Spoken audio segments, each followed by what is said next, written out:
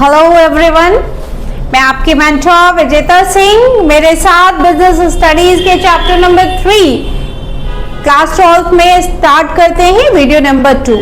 एक quick review लेंगे हम लोगों ने कि बिजनेस एनवायरनमेंट पे हमने क्या पढ़ा इससे पहले और कैसे बिजनेस जो है वो एनवायरनमेंट कैसे आपको कनेक्ट करता है या इसका बेनिफिट क्या होता है। ये 2 पॉइंट है।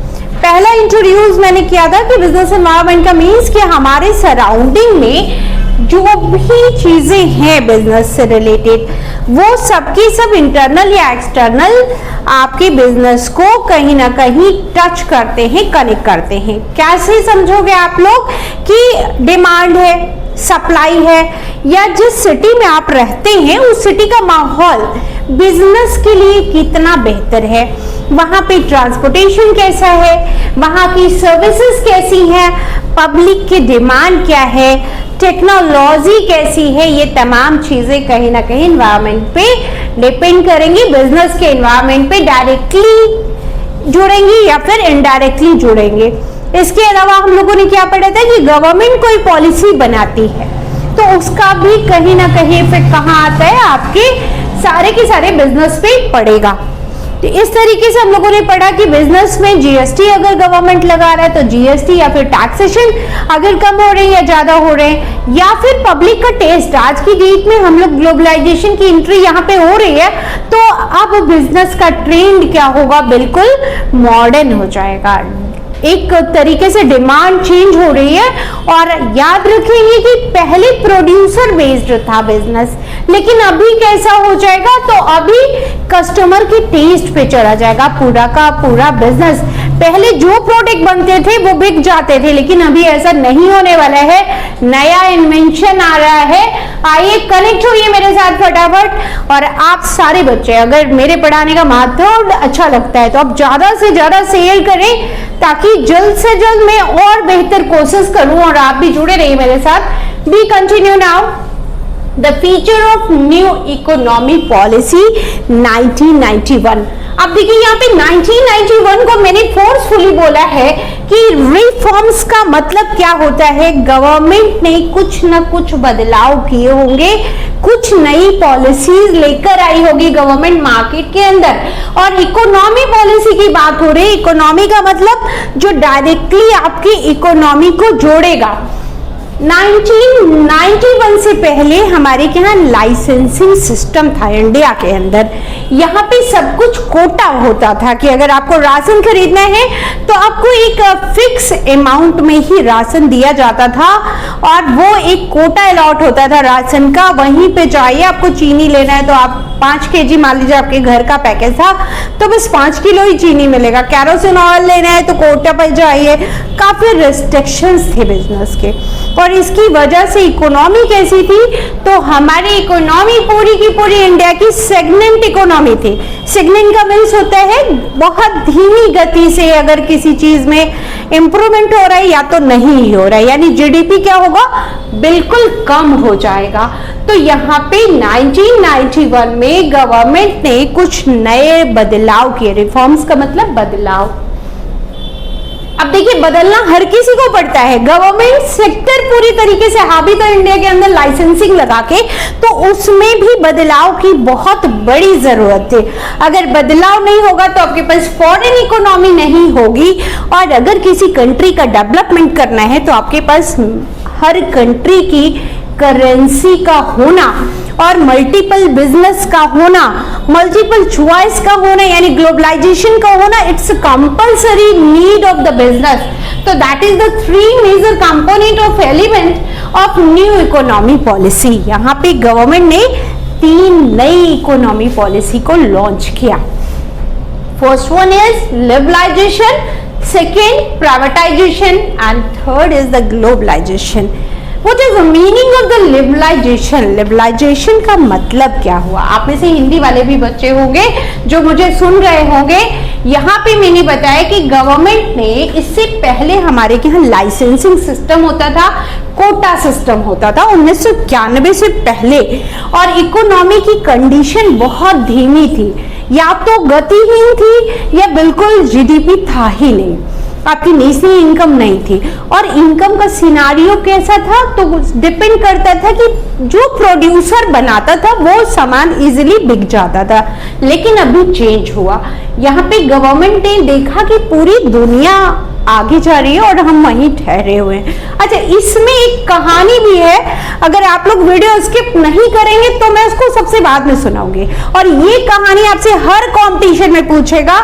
मतलब ये 3 जने जो आज आ गए हैं यहाँ पे, कटप्पा, बाहुबली और भल्लाल देव, ये आपका पीछा नहीं छोड़ने वाले। तो आप जौन सा भी कंपटीशन देने वाले, मेरे को नहीं पता कौन सीए करेगा, कौन यूपीएससी देगा, कौन सीएस करेगा या कोई पीसीएस की तैयारी, ये 3 लोग आपका पीछा आप नहीं छोड़ेंगे। जितनी बार इकोनॉमिकल रिफॉर्म्स आएगा उतनी बार आप इसको ध्यान से समझिए। लिबरलाइजेशन का meaning removal of the restriction in licensing and simplification of production. पहला पॉइंट क्या कह रहा है कि यहाँ पे लिबरलाइजेशन ने जो कंट्री के अंदर गतिरोध था, यानी रिस्ट्रिक्शंस था किसी भी प्रोडक्ट को, कि केवल कोटा वाला ही आदमी जो है वो चीनी, चाय की पत्ती, मतलब इनिशियल बॉन्ड जो आपको चावल, गेहूं, आटा, ये तमाम चीजें कोटा पे होती थी, केरोसिन ऑयल। तो आप सोचिए कि इसको इन्होंने क्या किया, थोड़ा इजी कर दिया, इस पॉलिसी को छूट दिया सबसे पहले कि अगर मार्केट को ओपन कर दिया जाएगा तो वहां बहुत सारे आपके पास कॉम्पिटिटर होंगे, बहुत सारे जनरल स्टोर। अभी तो आप लोग बड़े बड़े मॉल्स देखते हैं, मेगा मॉल्स, जिस पे आप लोग शॉपिंग करने जाते हैं, तमाम सारे मार्ट खुल गए हैं। तो इसका मीन कि यहाँ पे गवर्नमेंट ने लाइसेंस को कम किया।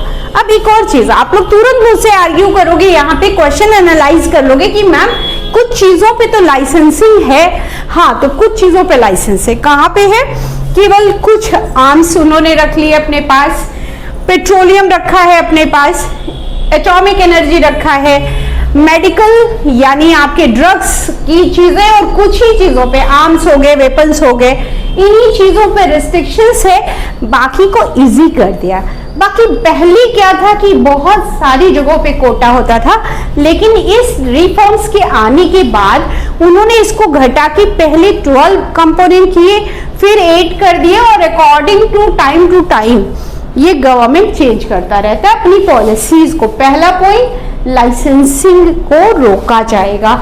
आई होप कि आपको समझ आया होगा। अब जब लाइसेंस सिस्टम कम किया जाता है तो इसका बेनिफिट क्या होता है कि मार्केट में बहुत सारे सप्लायर होंगे, बहुत से सप्लायर होंगे, मल्टीपल, यानी आपको अगर राशन की कोई वैरायटी लेनी है, या फिर मान लीजिए शैम्पू का एक एड, हम एक शैम्पू का एड देखते हैं, दिन भर डव वाले, डव शैम्पू लगाइए, रेशमी बाल पाइए। अब आप लोग तो मानेंगे नहीं कि मेरे तो सारे बाल उड़ गए, पता नहीं आपके कितने बचे कितने नहीं, लेकिन जितने एडवर्टाइजमेंट आए, क्लिनिक प्लस आया और आई थॉट कि लक्स आ गया और बहुत सारी मल्टीपल वैरायटी, वो कब आएगा, जब आपकी लाइसेंसिंग कोटा सिस्टम को अलग किया जाएगा। इसके अलावा इनिशियल वॉट में भी आप लोग देखिए कि आपको जगह जगह पे छोटे छोटे जनरल स्टोर दिखते हैं। पहले मार्केट ऐसा नहीं था इंडिया, पहले बस कोटा होता था और वहीं कुछ दुकानें होती थी जो कोटेदार बोले जाते थे कि उनके पास कोटा है, वहीं जाइए वहीं राशन मिलेगा। अब वो चीजें डिटेक्ट हो गई, कट गई। दूसरा, गिवन द मोर फ्रीडम, इसके अलावा और सारा फ्रीडम गवर्नमेंट ने छूट दी कि अब बाहर के लोग भी यहाँ पे इन्वेंशन कर सकते हैं, इजीली बिजनेस कर सकते हैं। थर्ड, कि इन्होंने टैरिफ और टैक्सेशन को, टैरिफ का मीन ध्यान से समझेंगे कि किसी भी कंट्री के अंदर जब हम लोग एक्सपोर्ट या इंपोर्ट करते हैं तो उस पर जो टैक्स देते हैं, गवर्नमेंट क्या करती है, कभी कभी कुछ इंपोर्ट करने पे टैरिफ बढ़ा देती है। तो टैरिफ लगाएगी तो आपका कॉस्ट ऑटोमेटिकली क्या होगा, ज्यादा हो जाएगा, महंगा हो जाएगा, और इसकी वजह से इसको भी इजी किया गया। अब इसके पीछे का रीजन क्या है, अभी पीछे आगे आपको बताऊंगी कि यहाँ पे टैरिफ गवर्नमेंट को फोर्सफुली कम करना पड़ा, और उसकी वजह से जब टैक्स घटाएंगे आप लोग तो इकोनॉमी के नए सारे लोग आपके पास वर्क करने के लिए आ जाएंगे, वो और बिजनेस करेंगे, बिजनेस का एनवायरनमेंट क्रिएट होगा, यानी अपॉर्चुनिटी ज्यादा हो जाएंगी। ध्यान रखेंगे कि ये एक बिग बंटल ऑफ अपॉर्चुनिटी है, नए नए बिजनेस, नए नए अपॉर्चुनिटीज। तो लिबरलाइजेशन क्लियर। अब आइए प्राइवेटाइजेशन का मीनिंग। अब गवर्नमेंट ने जब यहाँ पे लिबरलाइज किया बिजनेस को, तो मानना यह था कि गवर्नमेंट अकेली कुछ नहीं कर सकती है। और इंडिया की गवर्नमेंट जो थी वो पहले कहीं ना कहीं आप सोशलिस्ट कल्चर को बिलोंग करते थे कि नेहरू जो हमारे पहले प्रधानमंत्री थी, तो वो चाहते थे कि सोशलिस्ट थ्योरी जो है उस पे बेस्ड ऑन कर दें इंडियन इकोनॉमी को। लेकिन जब सबकी असेंबली में बैठक हुई तो लोगों ने एक माइंड सेट किया कि नहीं, हमें मिक्स इकोनॉमी, कुछ फॉर्म्स को, कुछ सेक्टर्स को गवर्नमेंट लीड करेगा, पब्लिक सेक्टर रहेगा और कुछ को प्राइवेट इंस्टीट्यूशन। तो यहाँ पे प्राइवेटाइजेशन, जितनी आपके पास कैपिटलिस्ट होते हैं किसी भी सेक्टर में, जितने लोग पेमेंट लगाते जाएंगे, कैपिटलिस्ट आते जाएंगे, वहां पे इकोनॉमी बहुत सारी वैरायटी होगी। देखिए, increasing to particular private sector, इससे क्या होगा, जब प्राइवेट सेक्टर आएगा तो मान लीजिए किसी ने अरबों रुपए अपने पास रखे हुए, उसने कहीं से भी अर्न किए, वो इनकम आपकी कंट्री में सीधे सीधे क्या हो रही, इन्वेस्टमेंट हो रही।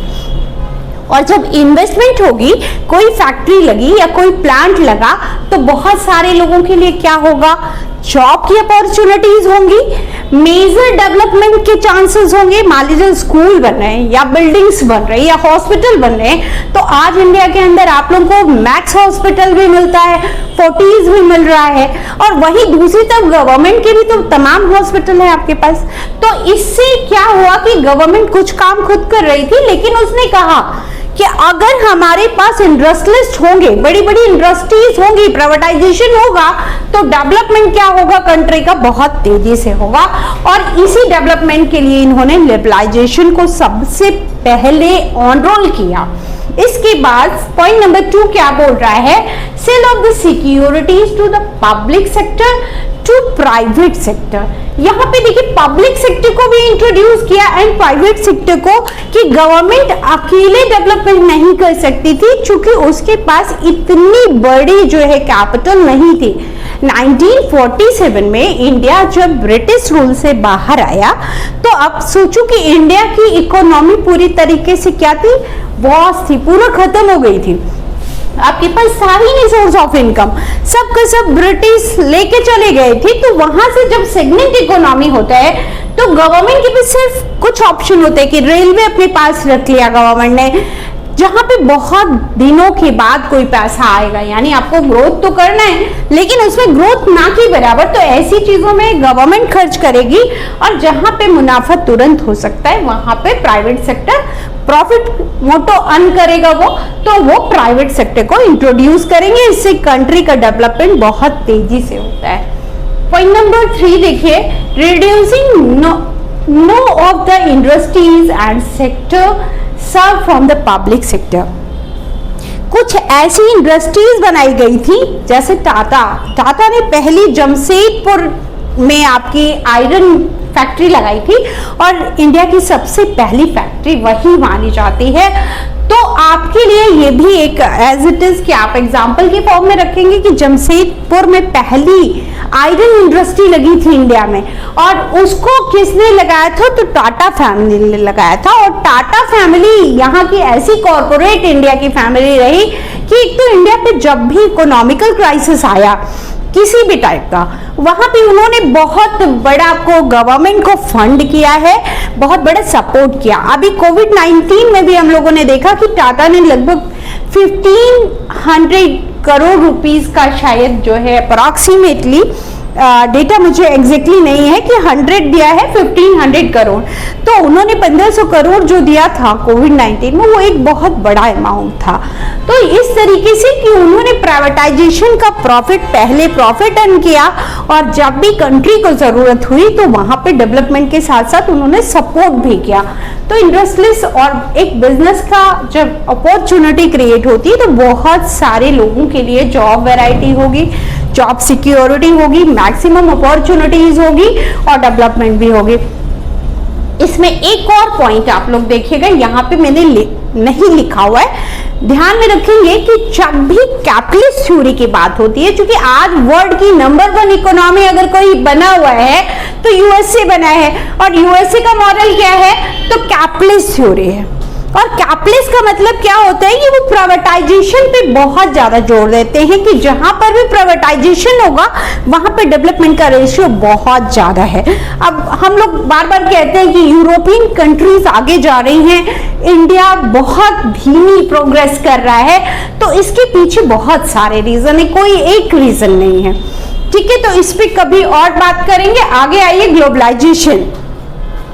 अब ग्लोबलाइजेशन की नीड इंडिया को सबसे ज्यादा थी, क्योंकि ग्लोबलाइजेशन का मतलब क्या हुआ कि डिफरेंट कंट्री के डिफरेंट बिजनेसमैन या लोग या बिजनेस या इंडस्ट्रीज आपके पास इंटर करेंगे।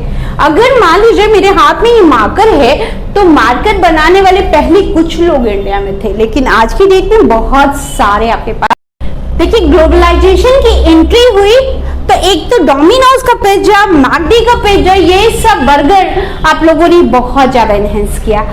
दूसरी चीज, बहुत सी मोर देन कंपनियां, एडिडास हो गए, आपके पास नाइक हो गए, रिबॉक के शूज हो गए, तो आपके पास वैरायटी ऑफ गुड्स क्या है मार्केट के अंदर, बहुत सारी मल्टीनेशनल कंपनियों का इंट्रोडक्शन हुआ इंडिया के अंदर। और जब इंट्रोड्यूस मेजर कंपनीज होती है तो क्या होता है, तो डिमांड ऑफ द कस्टमर का, डिमांड का चॉइस चेंज हो जाएगा ना। पहले तो उसके पास लिमिटेड प्रोडक्ट था, तो अब एक पे टिका हुआ था, लेकिन यहाँ कॉन्सेप्ट क्या आ जाएगा, जब आपके पास ज्यादा चीजें होती हैं तो दिल मांगे मोर, एक से काम नहीं चलता है। और फिर वापस से मुझे याद है जब हम आपकी एज में होते थे, छोटे होते थे, तो मॉम डैड घर में समझाते रहते थे कि 2 जोड़ा कपड़ा बहुत है, इतने में काम चला लो। और अभी मेरे को याद है कि अभी मेरी क्लास में जितने बच्चा लोग हैं यहाँ पे, वो हर दिन कुछ नया सा कैरी करना है, और दिया नहीं 4 दिन में कि वो पुराना हो गया, वापस से उनकी डिमांड नेक्स्ट और चाहिए। तो इट्स मीन कि जब भी ग्लोबलाइजेशन एंट्री करेगा, यहाँ पे इजी हो जाएगा ट्रेड एंड कॉमर्स, और आपके पास बहुत सारी फॉरेन कंट्रियां होंगी। इसकी केस स्टडी लिखने को कैसे लिखेंगे आप लोग, या कैसे सोचेंगे।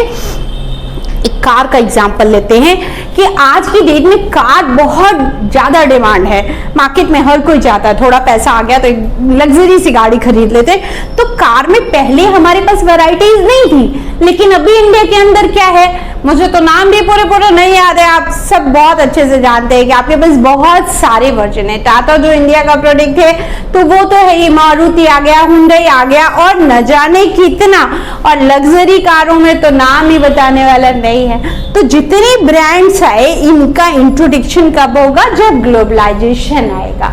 इसको और इजी अगर आप लोग करना चाहते हैं तो एक पैराडॉक्स अपना खुद का बनाइए कि हमें कैसे करना है। तो इट्स रफली मैं यहाँ पे ड्रॉ कर रही हूँ कि मान लीजिए ये ग्लोबल सिनारियो की बात हो रही, वर्ल्ड को तोड़ दीजिए, और जब ग्लोबलाइजेशन की बात होती तो नॉर्दर्न एंड साउदर्न पोल में, तो अब क्या हुआ कि इंडिया, मान लीजिए यहाँ पे इंडिया सिचुएटेड है आपका इस पॉइंट पे, यहाँ पे यूएसए की चीजें बहुत आसानी से मिल रही। आज की डेट में चाइना ने पूरी दुनिया पे ही कब्जा कर रखा है, तो चाइना का प्रोडक्ट पूरा इंडिया के अंदर भरा हुआ है। तो इसका मीन क्या हुआ कि हमारे पास अब variety of the goods, variety of the companies, variety of the industry, ये सारी चीजें हैं। और जब ये होगी तो फॉरेन इकोनॉमी भी होगी। आपके पास जितनी फॉरेन इकोनॉमी है, यानी एफडीआई है, उतना ज्यादा आपका जीडीपी ग्रो करेगा, उतना आपकी नेशनल इनकम होगी। तो ये तमाम ऐसी चीजें हैं जो डायरेक्टली किसको जोड़ रही है, बिजनेस एनवायरनमेंट को, बिजनेस एक्टिविटी को। अब आती हूं मैं अपने पॉइंट पे। मैंने बोला था कि अगर आप बिना स्किप किए हुए देखोगे तभी मैं बताऊंगी। तो एक केस स्टडी आप सारे बच्चों के लिए है यहाँ पे कि गवर्नमेंट ने 1991 में ये रिफॉर्म क्यों लेकर आया, उससे पहले क्यों नहीं लेकर आया। और ये क्वेश्चन बाकायदा आप लोगों को बताऊं कि यूपीएससी जैसे एग्जामिनेशन में पूछा जाता है कि इंडिया ने 1991 का रिफॉर्म क्यों किया था। तो जो भी बच्चे कॉम्पिटिटिव एग्जाम के लिए भी प्रिपरेशन करना चाहते हैं, उनके लिए ये डायरेक्टली आंसर है कि 1991 से पहले हमारे क्या 1991 में पीवी नरसिम्हा राव की गवर्नमेंट बनती है, प्रधानमंत्री बनते हैं इंडिया के पीवी नरसिम्हा राव। और उससे पहले एक र्यूमर मार्केट में फैला दिया जाता उस टाइम पे कि इंडिया लगभग दिवालिया हो गया है, इंडिया के पास करेंसी बची ही नहीं है। तो यहाँ पे दिवालिया का मतलब क्या होता है कि आपके बैंकों के पास पैसे नहीं बचे हैं। जब ऐसा डिमोनेटाइजेशन आया तो जो लोगों ने अपने पैसे बैंकों में रखे थे वो लोग भी अपना पैसा लेके भागने लगे। फियर, आपको पता है डर, तो जब डर आएगा तो लोग छीनना शुरू कर दिए पैसा। गवर्नमेंट का कोष और खाली हो रहा था। और अब पीवी नरसिम्हा राव बूढ़े हो गए थे, बिल्कुल बुजुर्ग से थे। अब जब उनको किसी तरह प्रधानमंत्री बने तो उस समय कोई फाइनेंस मिनिस्टर बनने को इंडिया का तैयार ही नहीं था। वो बड़ा सरदार जी यही मॉडल टाउन में रहते थे हमारे यहाँ के मनमोहन सिंह जी, उनको फाइनेंस मिनिस्टर बना लिया। बहुत हाथ पैर जोड़े, चलिए आप बन जाइए। उन्होंने भी कहा चलो भाई बन जाते हैं। चलिए नरसिम्हा राव जी गए, मनाया, दोनों लोग मिल गए। और इसके बाद ये लोग पहुंच गए WTO के पास कि हमें कुछ पैसा दीजिए, मदद करिए, हमें न्यू रिफॉर्म्स की रिक्वायरमेंट है। वहां पे इसी कंडीशन WTO ने जो रखा उसी की कंडीशन की वजह थी यहाँ लिबरलाइजेशन। गवर्नमेंट ने बोला, जब वहां पे बहुत पैसा मांगा कि आप हमें पैसे दीजिए, फंड कर दीजिए, उन्होंने बोला भैया ऐसे कैसे दे दें, आप किसी से उधार लेने जाते हो 10 रुपया तो आदमी कहता है कुछ तो गिरवी रख दो, जमीन रख दो, हमें नहीं पता, तुम अपने घर का सोना गिरवी रख दो। उनके साथ भी ऐसी कुछ कंडीशंस थी, उनसे कहा गया कि आप रखिए कुछ। तो यहाँ की 10 बहुत पॉपुलर हिंदुस्तान लीवर लिमिटेड जैसी जो आपकी बहुत बड़ी इंडस्ट्री थी उसको भी गवर्नमेंट ने कहीं ना कहीं WTO के पास गिरवी रखा और बदले में उसको पैसा दिया गया। और गवर्नमेंट के सामने शर्त रखी गई कि लाइसेंस हटाओ, रिस्ट्रिक्शन हटाओ, मार्केट को खोलो, प्राइवेटाइजेशन करो, लिबरलाइजेशन करो, पॉलिसीज रिलीज करो। अगर कोटा सिस्टम लगाओगे तो हम आपकी मार्केट में इन्वेस्टमेंट नहीं करेंगे। और इसका बेनिफिट क्या हुआ कि आपके सामने ये 3 न्यू रिफॉर्म्स आए, liberalisation, privatisation and globalisation. I hope everything clear. मैंने काफी अच्छी कोशिश की है। अगर अच्छा लग रहा है तो प्लीज मैक्सिमम शेयर, सब्सक्राइब करते रहिए, लाइक करते रहिए और लगातार मेरे साथ जुड़े रहेंगे। अभी नेक्स्ट वीडियो लेक्चर में हम लोग इसके सारे की बिजनेस अपॉर्चुनिटीज क्या है, आपको कैसे इन्वायरमेंट कितना रिएक्ट करेगा। अगर छोटा मोटा कोई टॉपिक छूट जाए तो आप लोग एक बार बुक्स देखिए। और मेरी पूरी कोशिश है कि आप लोग मैक्सिमम स्कोर गेन करें। अगर आपको केस स्टडीज लिखने का मेथड पूछना है, क्वेश्चन अटेम्प्ट करने हैं, तो आप मुझे कमेंट बॉक्स में डिमांड करिए। मैं आपको आंसर के लिए भी आगे बोर्ड पे भी एक आध क्वेश्चंस के आंसर ले सकते हो। Thanks for watching.